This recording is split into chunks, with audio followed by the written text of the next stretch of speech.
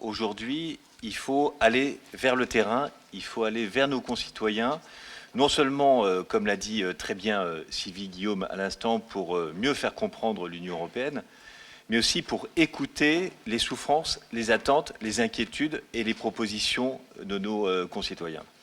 Et c'est pourquoi, à la suite de l'avis que j'ai rédigé, Reconnecter l'Europe avec les citoyens, dont nous avons déjà parlé à plusieurs reprises lors des dernières sessions d'Europecom, nous avons lancé concrètement une série de dialogues citoyens dans toute l'Europe. Et vous avez raison de le mentionner. Le premier pays à avoir expérimenté ces dialogues citoyens, c'est la France, puisque nous avons déjà réalisé 10 dialogues citoyens en France, non seulement à Paris et dans les grandes villes, mais aussi dans les petites villes de France. Parce que je crois aujourd'hui que l'Europe souffre d'une déconnexion entre ses citoyens et ce qu'elle appelle ses élites, de façon parfois impropre. Et je pense que le fait que les députés européens, les commissaires européens, les membres du comité des régions, les responsables européens aillent en Normandie, aillent également dans des territoires comme ceux de l'arrière-pays niçois, aille aussi dans la vallée du Loir pour expliquer à Chinon, par exemple, comment l'Europe peut aller vers la transition énergétique, ça donne de la crédibilité à notre message. Et ça donne le sentiment que l'Europe n'est pas là simplement pour servir des discours précuits, mais qu'elle est là aussi pour écouter nos concitoyens. Et ce qui est important, c'est de ne pas communiquer à la dernière minute, uniquement à l'occasion des élections européennes.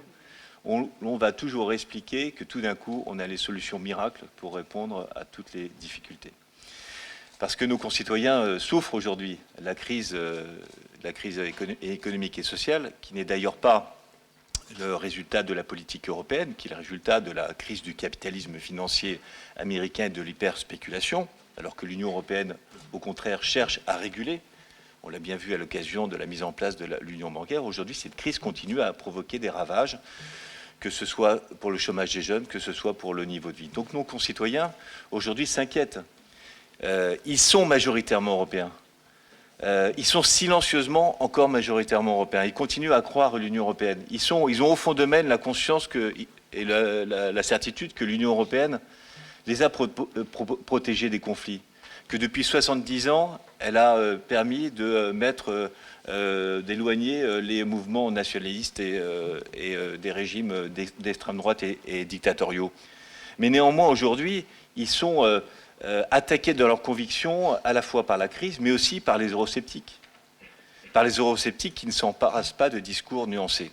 Donc je crois aujourd'hui que nous devons à la fois expliquer, simplifier un peu, parce que le fonctionnement de l'Union européenne n'est pas si compliqué que ça, que nous devons montrer ce que l'Europe fait de concret aussi, pour relancer la croissance, pour aider l'emploi, pour aider les plus pauvres dans chacun des territoires, par le biais du Fonds social européen, par l'aide aux plus démunis pour les épiceries sociales et pour les restaurants du cœur, pour permettre à tous les Européens de pouvoir se nourrir. Bref, il faut montrer ce que fait l'Union européenne, mais il faut aussi donner un espoir.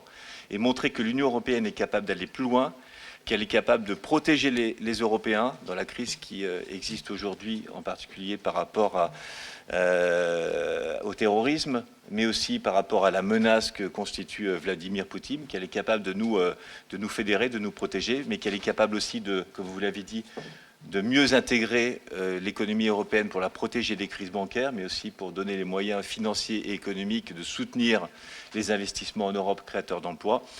Et elle est capable aussi de donner un nouveau rêve européen. Vous êtes très nombreux ici à être jeunes, et je pense que votre rêve européen, c'est la démocratie, c'est l'égalité hommes-femmes, c'est la possibilité de s'exprimer sur un continent de 28 pays avec 500 millions d'habitants, et cela est quelque chose de très rare qu'il faut protéger, et je pense que ces dialogues citoyens sont un moyen de le faire.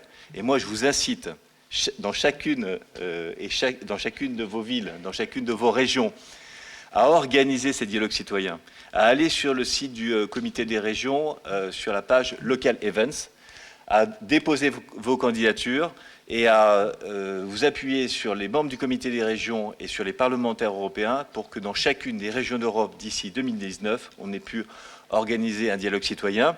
Notre but est d'organiser 350 dialogues citoyens dans chacune des régions d'Europe.